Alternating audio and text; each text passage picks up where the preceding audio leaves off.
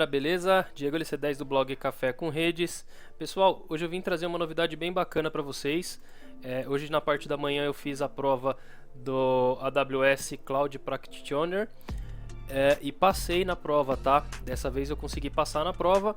Primeira vez que eu tentei foi ano passado, eu acabei bombando na prova.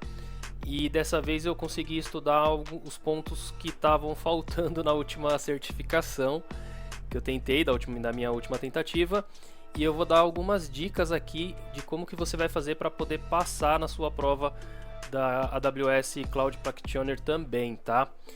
A primeira dica é, galera, toma cuidado porque essa prova vai mudar em setembro, tá? A última data para você fazer esse mesmo exame aqui, que é o CLF C01, termina agora em setembro. Então, se você tiver alguma prova agendada e tiver que fazer essa certificação, é melhor você fazer agora, porque senão depois vai vir uma versão nova com um novo conteúdo, tá? Dificilmente eles mudam muita coisa de um conteúdo para outro, só que é bom ficar esperto, tá bom? Mesma situação da última prova, fiz a prova aqui com a Person View, com o Proctor aqui da Person View em casa, passei por todo aquele processo de check-in deles, né? Bem simples. Não tive problema nenhum de conexão, a menina foi bem simpática também no atendimento, tudo bem tranquilo, sem problema nenhum. Marquei a prova na parte da manhã de hoje, já recebi o resultado de PES, só que não recebi ainda aquele gráfico que mostra para mim quanto que eu tirei em cada sessão, tá? Eu acredito que eu devo ter passado bem na risca aí, passei com uns 80% no máximo das questões, porque tiveram bastante questões que eu não sabia, mas eu tinha uma noção legal aí depois de fazer alguns treinamentos aqui que eu consegui, que eu vou comentar aqui no vídeo. Primeira situação, 65 questões, 100 minutos para poder realizar todas as questões, e todas as questões são de múltipla escolha. As questões de múltipla escolha normais, que são 4 alternativas, e as de múltipla escolha que você tem que escolher mais de uma opção, geralmente duas opções ou 3, que aí vai ter 5 ou 6 alternativas para você. Dentro dessas questões aí não tem nenhum laboratório, a maioria são questões bem pegadinha, né? Como eu já falei no outro vídeo. Você vai ter lá, sei lá, como que você vai fazer a migração de um ambiente on-premises para cloud da AWS, qual solução você vai utilizar. Geralmente de 3 a 4 soluções erradas, só que soluções que existem, e uma correta, que é a solução correta aí que mais se encaixa na questão da AWS, tá? Próxima parte aqui, eu peguei mais ou menos 5 ou 6 questões de modelo de responsabilidade, tá? Então o que é o modelo de responsabilidade? Esse cara aqui que eu estou mostrando para vocês é o modelo de responsabilidade compartilhada. Parte do contrato, parte dos devices, parte dos processos são responsabilidade da AWS, outra parte são responsabilidades do customer, do cliente, né, no caso, e tem uma terceira parte que são de responsabilidades compartilhadas, tá? Então assim, estuda 100% essa parte aqui, porque vai cair pelo menos umas 5 ou 6 questões do que é responsabilidade de cada um. Vou dar um exemplo, segurança física do data center, é responsabilidade de quem? Da AWS ou do cliente? Backup, responsabilidade da AWS ou do cliente? Criptografia, responsabilidade da AWS ou do cliente? Então você tem que ter uma noção bacana aí, e principalmente também o que é compartilhado entre os dois, tá? Por exemplo, gerência de configuração, tem algumas coisinhas que podem ser compartilhadas entre o AWS e o Customer. Vou deixar esse link aqui na descrição para vocês poderem ficar de olho aí e poder estudar um pouquinho melhor do que é cada uma das responsabilidades nesses modelos hierárquicos aqui. Segunda parte aqui, galera. Caíram para mim 5 ou 6 questões dos 6 pilares de arquitetura da AWS. Seria esse cara aqui, galera. A AWS tem um framework aqui que eles mostram 6 pilares de uma arquitetura bem montada, né? Bem arquitetada. e que vai prezar aí alguns tópicos principais como excelência operacional, segurança, reliability, performance e eficiência, eficiência de performance, otimização de custos, sustentabilidade e etc. Tá? Tenham em mente quais são esses 6 pilares aqui e aonde se encaixa cada um deles. Por exemplo, se você tiver uma aplicação em apenas uma availability zone, aonde que ele vai se encaixar aqui? Criptografia da sua aplicação, aonde que se encaixa aqui? Tolerância a falhas, aonde que se encaixa aqui, tá? Porque vão cair pelo menos umas 5 ou 6 questões desse tópico aqui, então é importante você estar bem ciente do que é cada um deles. Próximo tópico aqui, galera, acho que caíram para mim 7 ou 8 questões de banco de dados. Então caiu bastante coisa de banco de dados que, assim, às vezes não é uma questão específica só de banco de dados, mas que envolve outras tecnologias também. Então, o que eu ia falar para vocês? Chequem, saibam a sopa de letrinha da AWS. Por exemplo, você precisa saber para que serve o banco de dados da AWS, o Redshift, o DynamoDB, o Athena. Você tem que saber a diferença de um banco relacional com um banco não relacional, que tipo de banco de dados que você vai utilizar em uma migração, como que funciona o cache e como que você vai colocar isso daí em nível global. Essas são algumas das questões aí que pode aparecer para você aí, tá? Eu não sou especialista em banco de dados, eu sou um cara de network, então eu não conheço muita coisa, mas assim, o básico eu conheço. Eu sei o que é um banco de dados Oracle, o que é um banco de dados SQL, qual que é a relação deles com a AWS, qual que pode ser migrado do on-premises para cloud, como que funciona se eu quiser ter uma réplica na cloud. Esse é o tipo de questão que vai cair para vocês, tá? Caiu bastante coisa, dessa vez eu consegui estudar um pouquinho. Eu fiz o curso aqui do Stephen Marek aqui, que é esse cara que eu vou comentar daqui a pouco, e consegui entender bastante sobre essa parte aí, tá? Que mais, galera? Segurança em cloud, tá? Dá uma olhadinha aí no IAM, dá uma olhadinha também no Trust Advisor, para que serve ele, quais são as features dele e os tipos de anti-DDoS, tá? Que você pode receber. De anti-DDoS, se eu não me engano, caiu uma questão, Trust Advisor umas 2 ou 3, no IAM caíram, acho que umas 3 questões mais ou menos. Saiba identificar caiu algumas questões de, por exemplo, a pessoa perdeu o token, como que ela faz para recuperar. Caiu como que se eu quiser um novo departamento, como que eu crio acessos específicos para esse grupo específico. É mais ou menos por aí, tá? Essa parte. Depois, galera, entender o que é o Direct Connect, como que funciona, qual que é a aplicação dele, para onde que, por exemplo, qual tipo de empresa precisa de um Direct Connect, o que é o VPC, pessoal, como que funciona, quais são as opções que você consegue fazer a configuração dentro do VPC na dashboard. Para que serve também a AWS VPN? Isso daí é interessante. Tem ambientes que pode cair uma questão sobre a AWS VPN. Também já entrou nessa mesma linha do que seria melhor, tipo um cliente, um customer que está indo para cloud via internet, qual que é a melhor opção. Load Balancer, saiba a diferença dos Load Balancers. Caiu 2 questões de Load Balancer. Auto Scaling, saiba para que serve Auto Scaling, como que funciona. Caíram algumas questões de Auto Scaling também. Próximo tópico, galera, tipos de armazenamento. Você precisa entender um por um e quando usar cada um deles, tá? Se você vai utilizar um S3, um Glacier, acho que é Glacier que se pronuncia, o Snowball, um tipo de armazenamento EFS, EBS, se o backup é feito via internet, por exemplo, vou dar uma questão aqui, um tipo de questão que cai bastante. Preciso fazer um armazenamento de arquivos de um site específico, qual que é a melhor opção? Ou sei lá, preciso reter um backup ou um arquivo específico com o menor custo durante um ano ou durante 3 anos, sei lá. Esse é o tipo de questão que vai cair, tá? Próximo tópico aqui, galera. Caíram mais ou menos 5 questões de custos, relacionados a custos.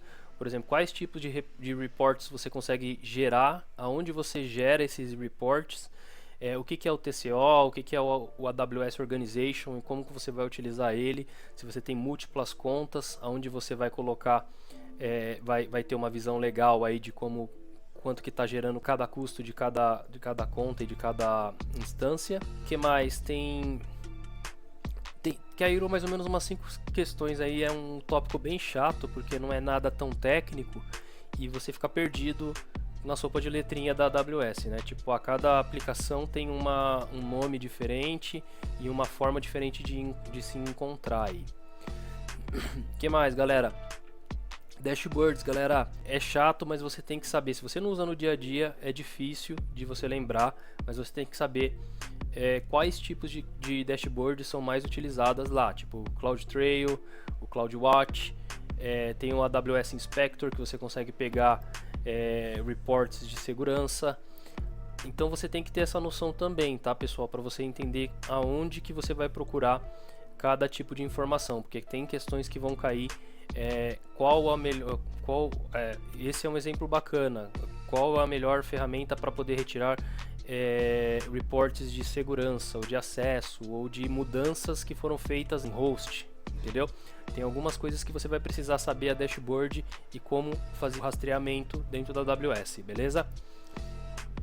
Próximo tópico: diferenças entre availability zones, regions, edges e etc, tá? Então você tem que saber a diferença, um está englobado no outro, qual que é a diferença de por exemplo, uma availability zone para uma região, para o edge, como que eles se comunicam, como que é a comunicação entre o availability zone entre um data center e outro data center, que seria um link de ultra baixa latência. Então tem algumas coisas que você precisa saber a diferença aí, tá? Eu não vou ficar dando questão aqui, mas é mais ou menos por aí. O que mais, galera? Essa parte aqui, ó, essa última parte que eu vou falar, que é a ferramenta de devs. As ferramentas de dev são bem complicadas para mim, eu acho que eu devo ter errado todas as questões de dev, mas tem que ter uma noção do que é o Elastic Beanstalk, o que é o CloudFormation, o que é o Code Deploy, o Code Commit. Você tem que ter uma noção, pelo menos entender para que serve cada um. Você não precisa ser nenhum especialista para a prova, mas entender um pouquinho para que serve cada um desses tópicos e cada um dessa sopa de letrinha que eu gosto de falar, tá? O blueprint da prova, galera, eu já mostrei no último vídeo. Os tópicos são conceitos de nuvem, 26% de conceitos de nuvem, 25% de segurança e conformidade, 33% de tecnologia e 16% de faturamento e preços. Eu achei que não caiu, não foi bem dividido isso daqui na minha prova. Eu achei que a minha prova foi muito mais técnica do que parte de por exemplo, de migração. Teve uma parte muito mais técnica, mais qual ferramenta utilizar, qual dashboard você vai encontrar. E eu achei muito mais difícil essa prova do que a última que eu tinha feito. A última que eu tinha feito tinha alguns tópicos mais simples. E assim, outra coisa interessante as questões elas variam bastante. Por exemplo, você tem questões bobas de cloud, por exemplo, explicar como que é a diferença entre uma cloud híbrida, uma cloud privada. Você tem questões de qual é o modelo, por exemplo, qual que é o modelo quando você tem um Direct Connect entre uma empresa com um sistema que está indo buscar algumas informações on-premises, qual tipo de cloud é essa. Você tem questões bobas de tipo equipamentos físicos do data center, quem que tem responsabilidade, como você tem também questões muito avançadas, muito avançadas mesmo, de tipo qual o banco de dados que você vai utilizar em uma migração para que você mantenha o cache em nível global, sabe? Algumas coisas bem avançadas aí, pelo menos para mim, me pareceram bem avançadas, sendo que eu sou de network, então pode ser que seja por isso, ou pode ser que a prova não seja muito nivelada. E ela vai do 8 ao 80 muito rápido. Tem questões que você fica muito tempo pensando, muito tempo olhando e tentando entender, e questões que você mata em 2 minutos, sabe?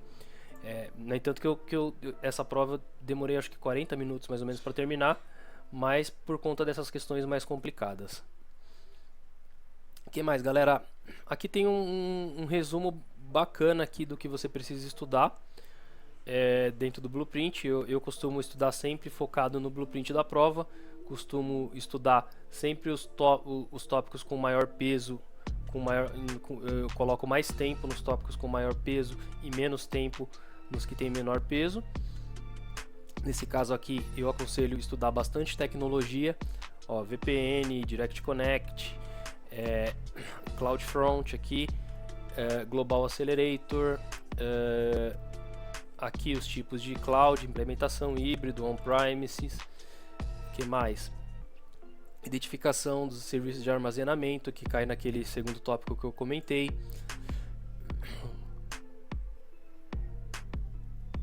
Aqui tem uma parte de faturamento e preços. E é mais ou menos isso, tá, pessoal?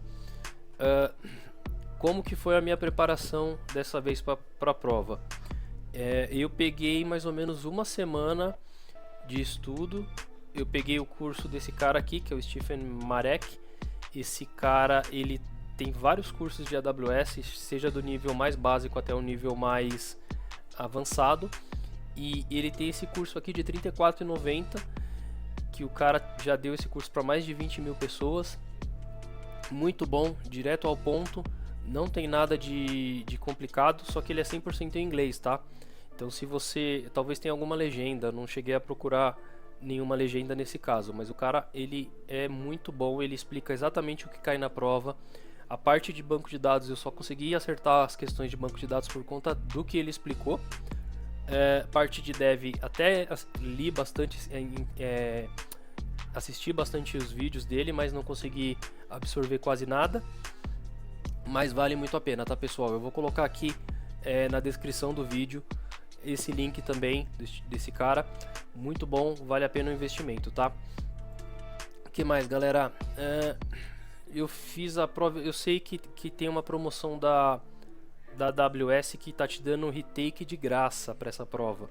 Tem quando você registra lá na Prometric, na PersonView, eles te mandam um e-mail informando que você tem direito a um retake grátis lá com um código.